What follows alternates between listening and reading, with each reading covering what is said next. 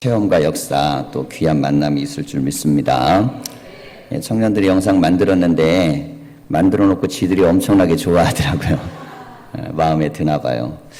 이런 어떤 그 발상이라든지 또 그런 열정을 가지고 노력하는데 오늘 막바로 예배 끝나고 오후 예배 끝나고 또 제주도 선교 갑니다. 지금 이제 태풍 문제 때문에 여러 가지로 조금 상황이 어떻게 될지 몰라도 기도 많이 해주셔서 이번 우리 제주 선교가 은혜롭게 잘 마치고 돌아올 수 있기를 그렇게 기도해 주시기 바랍니다. 오늘 말씀 제목은 최고의 기적 이렇게 정해 보았는데요. 우리가 이제 지난주에도 그렇고 이번 주까지 교회적으로 많은 수련회가 있습니다. 중고청 수련회를 은혜 중에 잘 마쳤고 그리고 이제 제주 선교가 있고 전교인 수련회가 있습니다. 자, 우리가 이제 함께 모여서 무엇인가 할 때에는 그런 것들을 할 때 이게 가져야 될 굉장히 중요한 자세가 있어요. 물론 프로그램도 잘 짜야 되고 일도 잘 진행돼야 됩니다. 근데 무엇보다 중요한 건 뭐냐면 일보다는 사람과의 관계가 좋아져야 돼요. 자, 어떤 경우들은 보면 프로그램이 잘 끝났는데 인간관계가 소원해지고 깨지고 서로 멀어질 수 있어요. 일에 대한 평가가 좋은데 사람의 관계가 깨지면 교회에서는 그건 별로 그렇게 바람직한 것이 아닙니다. 신앙은 뭘 성취해내는 것이 아니고 예수 그리스도 안에서 사랑하는 사람들이 되는 것이에요.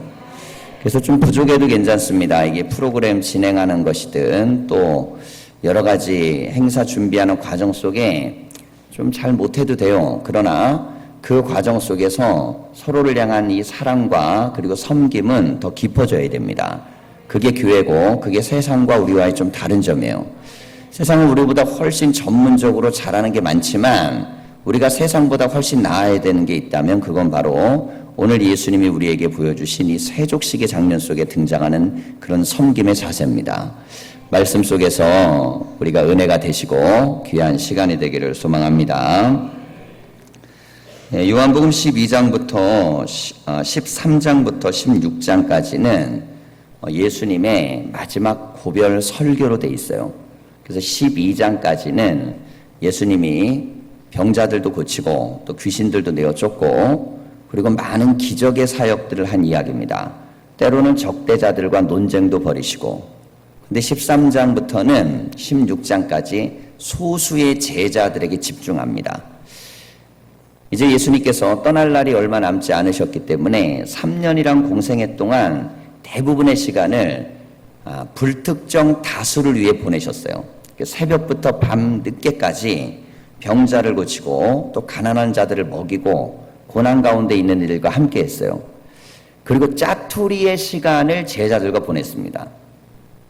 물론 그 시간도 제자들에겐 큰 교훈과 교육의 시간이 됐겠지만은 제자들만을 위한 시간, 이 시간은 넉넉하게 갖지를 못했습니다. 자, 근데 6월절이 이제 이르렀을 때 예수님께서 제자들만을 위한 시간을 갖고 그리고 여기에서 주신 말씀이에요. 자, 이 말씀은 제자에게 주신 말씀입니다. 자, 이 말씀을 우리가 받을 정도의 신앙이 된다면 제자 정도의 수준이 되는 것이에요. 그래서 이 말씀의 의미들을 우리가 보면서 우리를 조금 살필 필요가 있습니다. 자, 1절을 보시면 6월절 전에 예수께서 자기가 세상을 떠나 아버지께로 돌아가실 때가 이른 줄 아시고 세상에 있는 자기 사람들을 사랑하시되 끝까지 사랑하시니라 그랬습니다. 자, 이 대목을 잘 보세요. 예수님은 사랑하시면 끝까지 하십니다. 끝까지. 선택하면 가는 거예요. 끝까지. 사랑하기로 선택하시면 끝까지 가는 것입니다. 자, 그런데 2절을 보십시오. 2절은 이렇게 기록되어 있습니다. 예수의 제자 중에 한 명인 시몬의 아들 가룟 유다인데요. 마귀가 벌써 시몬의 아들 가룟 유다의 마음에 예수를 팔려는 생각을 넣었더라 그랬어요. 자, 여기에 삼각관계가 있습니다. 예수님이 있고 제자가 있어요. 사랑하는 제자. 근데 여기에 누가 끼냐면 마귀가 꼈어요. 마귀가 어떤 마음을 줬냐면 예수님을 팔려는 마음을 줬어요.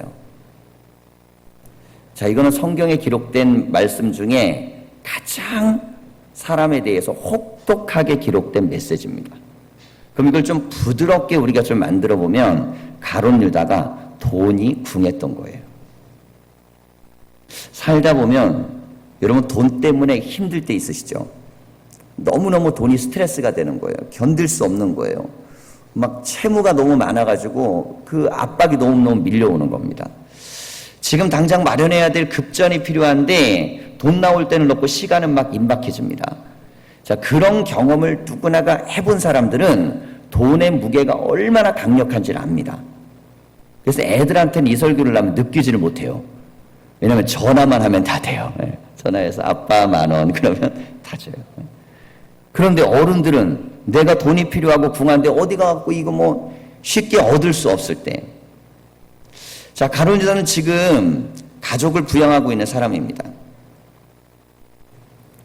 근데 예수님을 팔았던 금액이 얼마냐면 은전 30냥. 큰 돈도 아닙니다.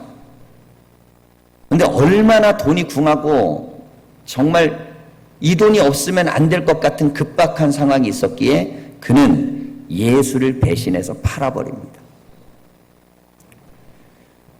자, 이 대목을 보면 우리는 이렇게 생각할 수 있어요. 어떻게 3년 내내 그렇게 은혜를 베푸시고 함께 가르쳐 주신 분인데 고작 그 돈을 갖고 예수를 팔아.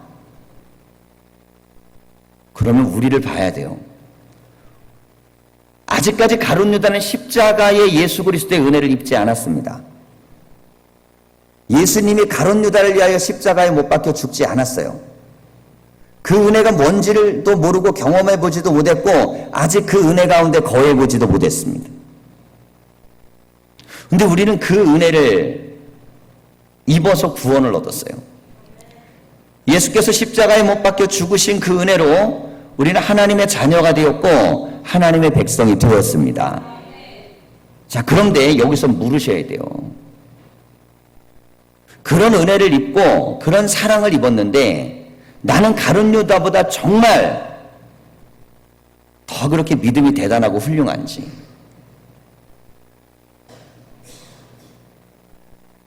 사람들하고 같이 있는데 사람들이 교회를 막 욕을 하고 신앙을 막 욕을 해요. 그럼 부끄럽죠. 이번 주도 부끄러운 게 하도 터져가지고 다 부끄러워요. 여러분, 그럼에도 불구하고 그리스도가 우리에게 주신 사랑과 십자가는 부끄러운 것이 아닙니다. 그건 내 안에 당당함이 돼야 되고 누군가에게 분명하게 전파할 수 있는 믿음의 고백이 돼야 돼요. 베드로가 가야바의 법정에 섰을 때 예수님이 신문을 당하시는 걸 보고 창피했어요. 아, 예수님이 대단한 줄 알았더니 별게 아니구나. 정말 그 자리에서 뭔가 큰 기적을 이룰 줄 알았더니 힘없이 저렇게 신문을 받는구나. 3번씩이나 사람들이 와서 예수를 아냐고 물었을 때 한 번은 저주하면서 예수를 모른다고 했습니다. 여러분, 우리가 신앙과 믿음을 가지고 있으면서 나는 정말 예수의 이름과 하나님이 우리에게 주신 은혜를 값싸게 팔아버리진 않는지, 우리의 믿음을 값싸게 만들어버리지 않는지, 우리가 믿음으로 구원받은 이 은혜를 값싸게 만들어버리지 않는지, 우리는 충분히 그러고 있을지도 모릅니다. 그래서 우리는 가룟 유다를 그냥 비난해서는 안 돼요. 성경에 가룟 유다가 나오는 이유는 우리는 하나님과 달리 배신할 수 있는 사람이기 때문에 기록한 것입니다. 하나님의 사랑은 변치 않지만 인간의 사랑은 배신합니다. 인간은요, 인간도 배신하지만 인간은 하나님도 배신합니다. 자, 우리가 신앙생활 하면서요, 늘 은혜가 충만하고 성령이 충만하고 막 말씀이 충만하고 그러세요? 그렇지 않을 때가 있죠. 어느 때는 예배 자리 와도 뭐 설교도 하나도 안 들리고, 기도하려고 그래도 기도도 하나도 안 되고, 교회 가려고 그러면 뭐 교회 가고 싶은 마음도 별로 없고, 믿는 사람들 보면 정감도 하나도 없고, 신앙생활의 즐거움과 기쁨이 하나도 없어요. 그리스도가 우리를 위하여 주신 그 은혜와 십자가와 능력이 우리에게 가득하다면 이게 항상 충만해야 되는데 그렇지가 않아요. 왜? 삶의 문제에 우리가 집중하기 시작하면 은혜가 자꾸 깎이기 시작합니다. 돈 문제에 집중하니까 은혜가 깎이기 시작하는 거예요. 인생을 살면서 생기는 문제에 집중하니까 은혜가 깎이기 시작해요. 자꾸 뭐만 보이기 시작하냐면 하나님의 사랑과 은혜 말고 지금 내가 처해 있는 현실, 계속 그게 내 눈 안에 들어오기 시작하고 내 마음을 파기 시작하고. 가룟 유다도 그래서 예수님을 버리려는 마음을 가졌어요. 그런데 이 대목을 잘 보세요.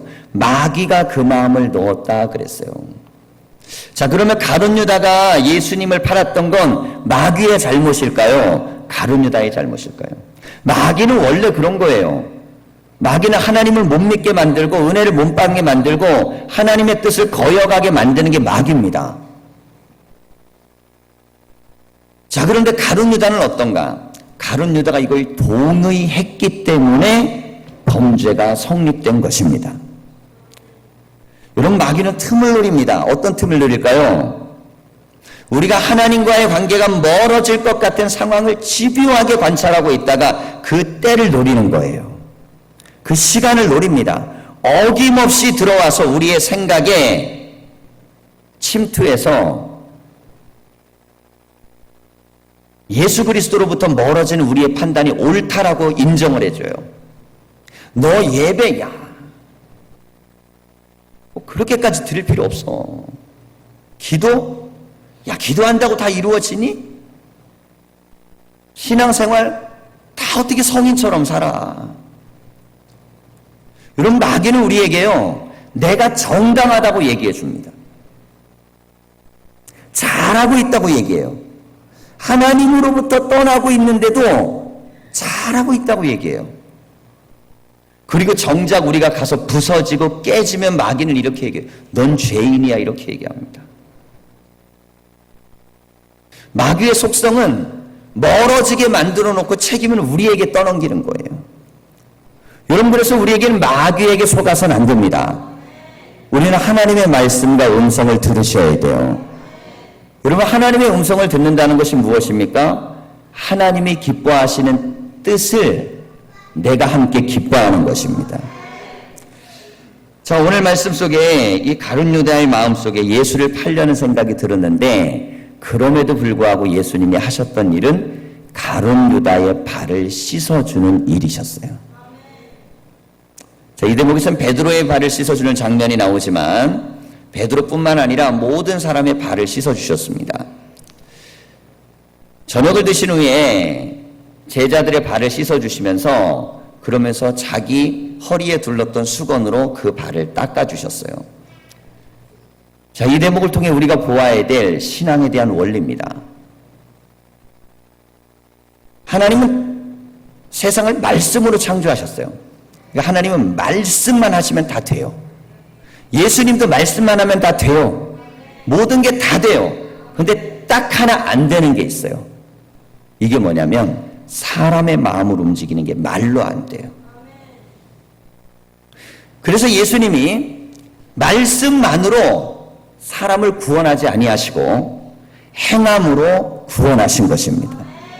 말씀이 육신이 되어 이 땅에 오셨어요. 말 갖고만 해서는 안 되기 때문에. 세상의 모든 거는 주의 말씀으로 다 되는데 사람을 변화시키는 거는 말로 되지 않아요. 그럼 인간은 어떻게 해야 되느냐? 감동이 돼야만 받아들입니다. 감동이 돼야 돼요. 내가 사랑받는다고 느끼고 사랑이 감동이 돼야만 하나님조차도 인정하는 거예요.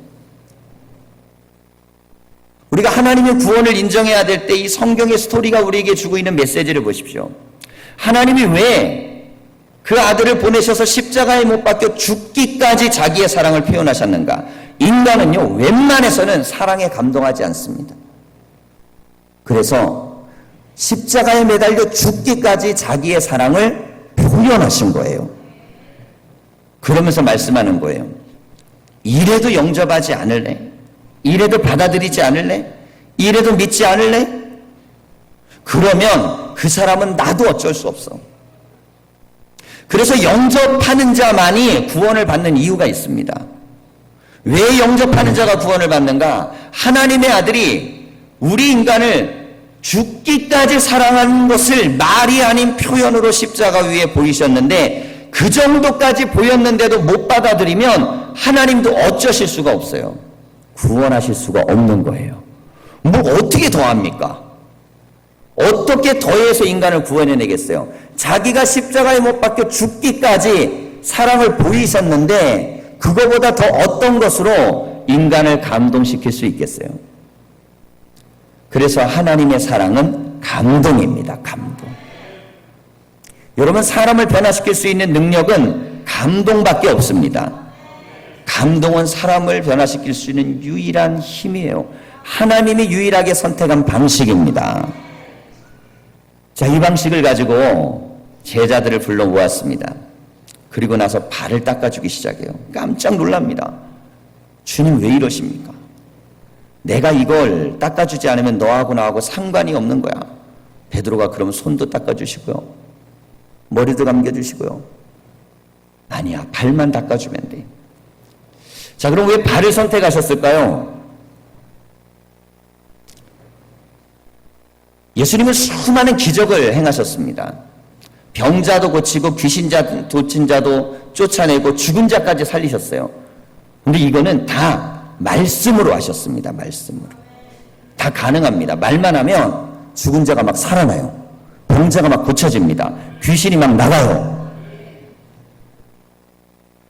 그런데 제자를 감동시킬 땐 발을 닦아주시는 거예요.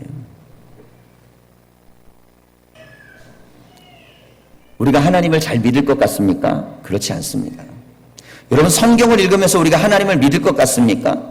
창세기를 읽으면서, 우리가 복음서를 읽으면서, 사도행전을 읽으면 하나님을 믿으실 것 같으세요? 그렇지 않습니다.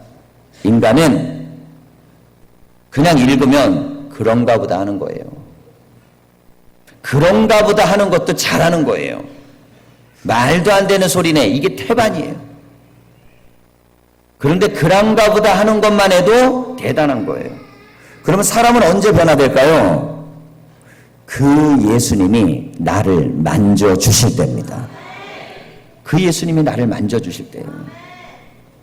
그 어마어마한 기적을 많이 일으켰어도 예수님의 최고의 기적은 발을 씻어주는 역사입니다. 여러분, 이거 초자연적인 게 아니죠. 얼마든지 뭐 발 씻어줄 수 있지 않으세요? 그런데 이게 하나님의 아들이 하셨기 때문에 기적인 것입니다. 하나님의 아들은 말로 세상도 만들고 막 변화도 시키고 대단히 할 수 있어요. 그러나 하나님의 아들이 인간이 된다는 건 기적이고, 인간의 몸으로 오셔서 발을 씻어준다는 건 더 큰 기적입니다. 기적이란 내 삶 속에서 초자연적인 것만 일어나야 기적이 아닙니다. 진정한 기적은 내가 내려가 보지 않을 자리까지 내려가서 내가 섬길 수 없는 사람까지 섬겨내는 것이 기적입니다.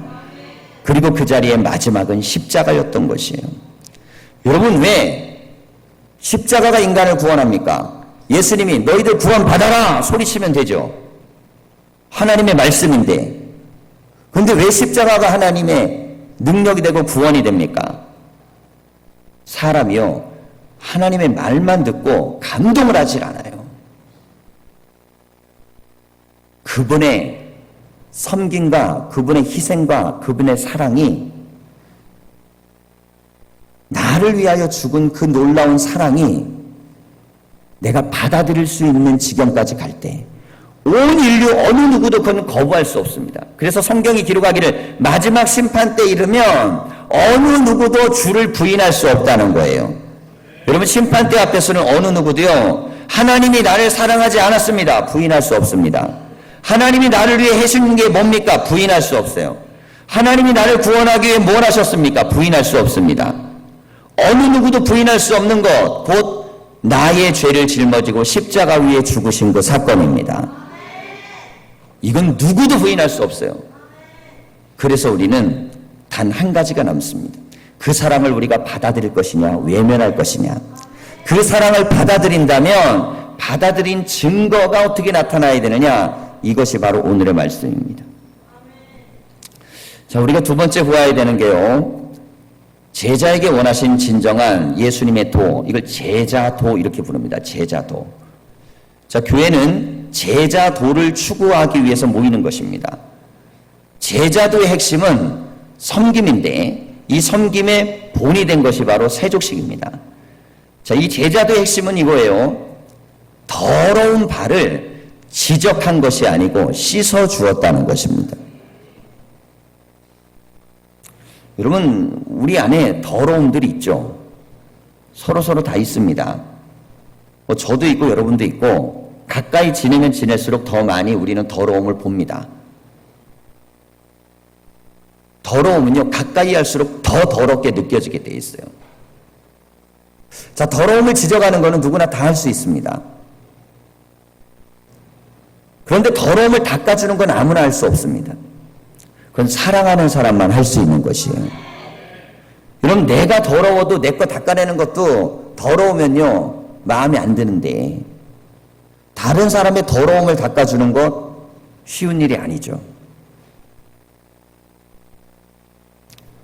부모가 아이를 낳으면요, 대소변을 닦아주잖아요. 애를 낳기 전에는 제가 몰랐던 건데 애를 낳고 기저귀를 갈아주면서 알게 됐어요. 오줌똥이 그렇게 많이 더럽지 않다는 걸 알게 됐어요. 그렇게 많이 더럽지 않아요. 어느 경우엔요, 감사합니다.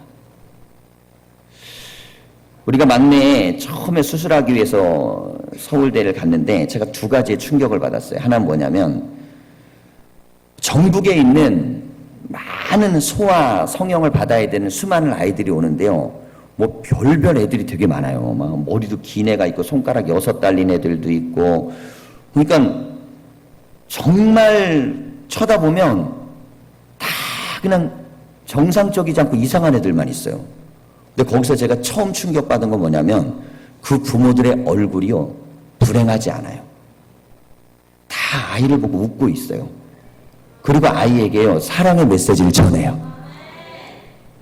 아이는 지금 자기가 아픈 걸 모르잖아요. 그러니까 부모가 웃는 거예요. 그럼 내가 사랑받고 있다고 느끼는 거예요. 그거에 저는 굉장한 감동을 받았어요. 부모란 이래야 되는 거구나. 부모는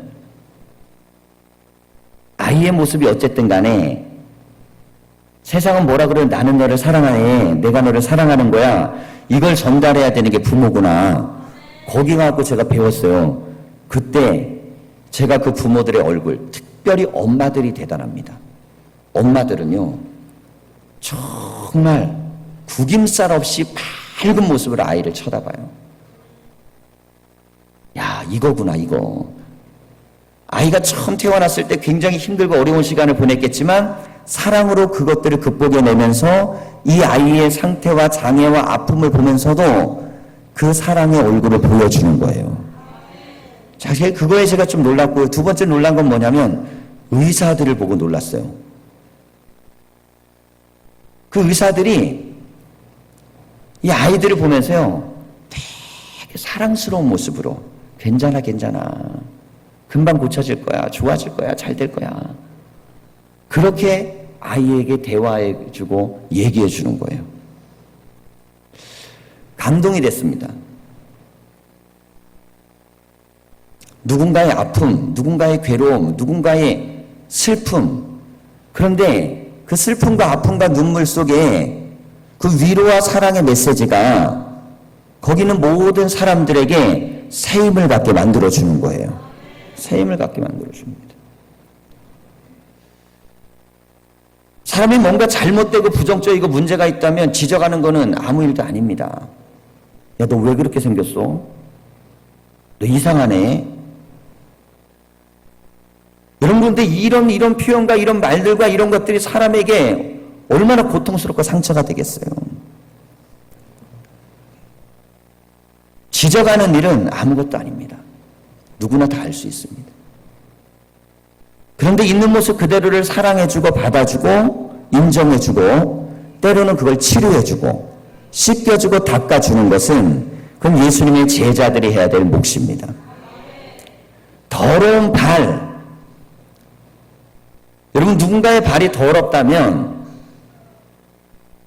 그걸 지적하는데 그치지 말고 그 사람과의 관계를 잘 맺으려고 노력을 해보세요. 그래서 예수님도 그러시는 거예요. 서로 발을 씻어줘라. 왜냐면 한쪽만 하면 안 되니까. 인간관계가 또 이렇게 쌍방이 잘 돼야지 나만 하려고 그래서 안 되잖아요. 근데 서로가 관계가 잘 되어지면요, 그때는 발을 씻어주는 거예요. 씻어주는 겁니다. 교회에서 믿음 생활을 하든 혹은 직장 생활을 하든 가정 생활을 하든 우리가 가져야 되는 태도는요, 자꾸자꾸 서로의 발을 씻어주려고 노력하는 것입니다. 자, 이것은 상대방이 뭔가 잘못이 없다거나 죄가 없다거나 하고 그거를 아닌 척 외면하는 거하고는 다른 거예요. 분명히 뭔가 있는 걸 알면서도 사랑으로 그걸 조금씩 바꿔주기 시작하는 것입니다. 자, 교회도 사람이 모이기 때문에요, 이 안에는 풍토라는 게 있습니다. 분위기라는 게 있어요. 사람이 모이면 막 상대방의 문제나 잘못이나 이런 것들을 지적하면서 살 수도 있습니다. 그러면 나는 옳은 사람처럼 느껴져요. 근데 그닥 그렇게 훌륭하진 않습니다, 사실. 자, 이번 주 한 주간 동안 가장 큰 뉴스는 육군 대장에 대한 뉴스였죠. 병영 문화에 대한 문제를 제기해가지고 갑질 논란으로 갔는데 이게 뉴스거리로 오래 갈 건이 아니어서 종교를 섞어버렸어요. 왜냐면 군대 문화라는 게 군생활 해본 분들은 알겠지만은 그 정도 갑질은 아니어도 다 갑질 당하고 살다가 나옵니다. 예. 말도 안 되는 수많은 상황들을 수도 없이 겪고 그렇게 살다가 나오는 게 군대 문화예요. 남자들은 아유, 군대가 뭐 더한 것도 많은데 그래버리면 이 갑질이 희석화돼요. 이걸 어디다 섞어버렸냐면 이분이 사병들을 데리고 교회 전도한건하고 섞어서 이걸 지금 장시간 끌어가고 있어요. 그런데 이게 톡톡합니다, 재미가. 그냥 군대 문화라는 건 얼마든지 그럴 수 있죠. 그런데 신앙이라는 건 그래서는 안 되기 때문이에요. 자, 그럼 우리가 여기서 이걸 잘 들여다보셔야 돼요. 우리는 단순히 그 육군 대장에 대해서 비난만 할 수 있는가? 그분은 비난받아 마땅한 일을 했고 그 부인도 마땅히 비난받아야 됩니다. 그런데 그러면 우리는 우리의 삶의 자리에서 갑질하지 않고 사는지 정도의 차이는 없지만 우리는 누군가가 언론에 카메라 들이대가지고 우리가 예수 믿고 있는데 막 들이대는 거예요. 나는 갑질 안 하고 살고 있는지. 중요한 건 그거예요. 그 사람이 뭘 이렇게 교회 망신시키고 하나님 망신시키고 막 그랬다는 거 막 비난하면서 나만 의로운 척 하는 거 말고 정말 내가 갑질하고 있지 않은지 보셔야 됩니다. 정말 우리는 그리스도인으로서 어떻게 살고 있는지를 봐야 돼요. 비난하는 건 쉬운 일이지만 내가 바르게 살아가는 것은 쉬운 일이 아닙니다. 욕하는 건 쉬운 일이지만 내가 사람들에게 본이 되는 건 쉬운 일이 아니에요. 그래서 예수님이 말씀하시죠. 내가 주와 선생으로 너희에게 본을 보이노라. 이건 뭔 뜻이냐면 제자들도 본을 보이라는 거고 여러분도 본을 보이시라는 거예요. 그래서 어디 가서든지요, 남들이 존경할 만큼은 아니어도요, 욕먹을 만큼은 살면 안 된다는 각오를 갖고 살아야 돼요. 근데 예수 믿는 사람은 기대치가 높기 때문에 욕만 안 먹어도 훌륭하게 사는 겁니다.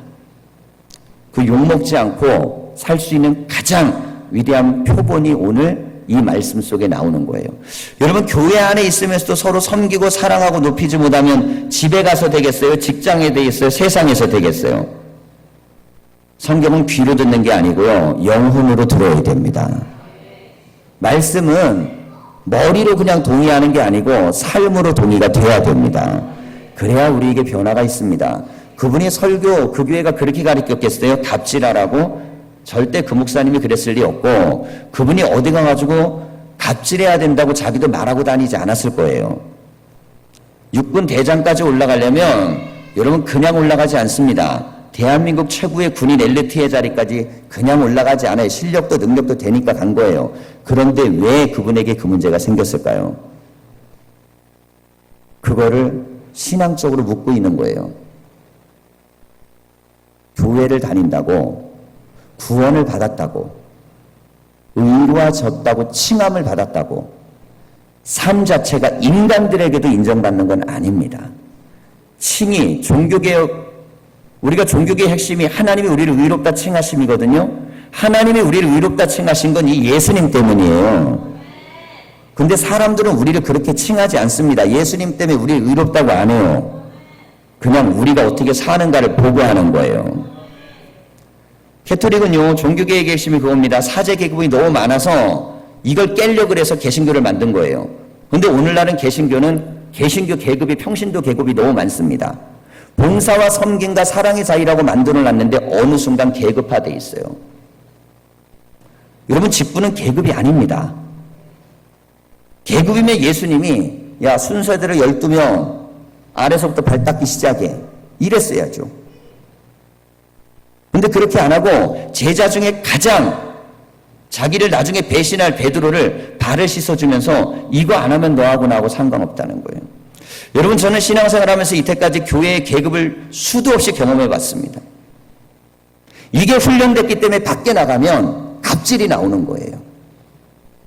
직분이 계급이 되기 때문에.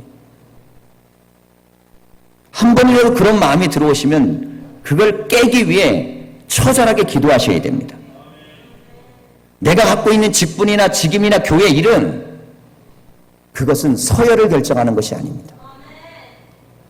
어떤 일을 할 때 조직적으로 일을 하기 위해서 필요한 조직이 필요할 수는 있으나 직분을 세우는 일은 섬김을 더 크게 하라고 세우는 것이에요. 목사는요, 더 섬기려고 그러고 장로는 더 섬기려고 그러고 권사는, 그러니까 목사가 가장 많이 섬기려고 노력해야만 교인들이 그걸 보고 아, 저게 맞는 거구나 따라가는 거고, 장로님이 그렇게 해야만 그 성도 집사들도 보고 교회는 저렇게 다니는 걸로 믿어요. 그런데 그게 되지 않으면 사람들은 느껴요. 아, 저 자리까지 올라가면 별로 일 안 하고 말만 하면 되는 거구나. 저 자리까지 가면은 그냥 내가 호통치고 소리치고 이렇게만 하면 되는 거구나. 여러분, 저는 그런 교회를 많이 경험해 봤습니다. 적어도 은혜교회는 여러분, 갑질을 하는 문화는 없는 교회가 돼야 될 줄 믿습니다. 갑질 문화가 있는 교회가 세상 가서 갑질하는 겁니다. 그분 교회에서 했으니까 밖에서도 한 거예요. 그걸 왜 그렇게 만들어줬겠습니까? 그렇게 만들어 놓으면 조직이 편해지니까. 예수님이 편한 걸 선택했다면 발을 씻지 않았을 거예요. 여러분, 우리 모두는 끊임없이 노력해야 됩니다. 제가 장로님들한테 말씀하죠. 어린애들 영유아들 이름 외우시라고. 왜 그런 줄 아세요? 우리 장로님들은 손자 손녀들이 많아요. 그럼 모두가 다 내 손자 내 손녀 관심 가져주기를 원합니다. 그런데 내가 아이들 지금 20명 애들 이름 다 외울 수 있느냐, 이거 중요한 겁니다. 그 중에 우리 교회 부모가 교회 안 다니는 애들 이름 외우고 있는지, 걔가 나이가 몇 살인지, 어느 동네에서 오는지. 교회는요, 그렇게 가려고 그럴 때 앞으로 생명이 있는 거예요. 크든 작든 간에.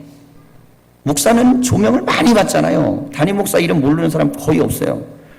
그런데 담임 목사나 조그만 깐난하기나 하나님 앞에 귀중성이 어떻게 차별적이겠습니까? 차이는 아무것도 없는 거예요. 그냥 우리끼리 정해놓고 그렇게 맡겨놓고 사는 걸 뿐이에요.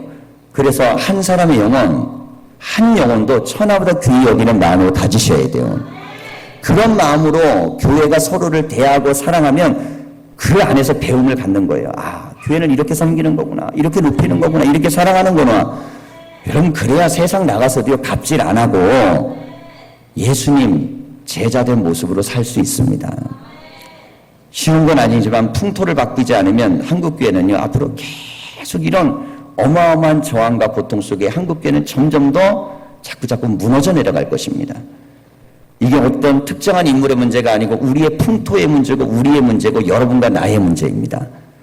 여러분, 이번 수련회를 우리가 보내면서 수련회 같은 걸 하는 이유가 있습니다. 어떻게 하면 잘 섬길까? 그래서 하는 거예요. 어떻게 하면 더 섬겨볼까? 이런 교회 어떻게 섬김으로 만나볼까? 어떻게 사랑을 더해볼까? 그래서 일이 얼마나 잘 될까? 너무 여기에 집착하지 마십시오. 뭐 잘 안 될 수도 있고 방송사고 날 수도 있고 문제가 있을 수도 있고 그럴 수 있어요. 그런데 그런 만남과 그런 것 속에서는 서로를 귀중히 여기고 소중히 여기고 일으켜주고 세워주고 사랑해주고 만나주고 그래야 되는 거예요. 그래야 그게 교회인 겁니다. 그래야 세상하고 다른 것입니다.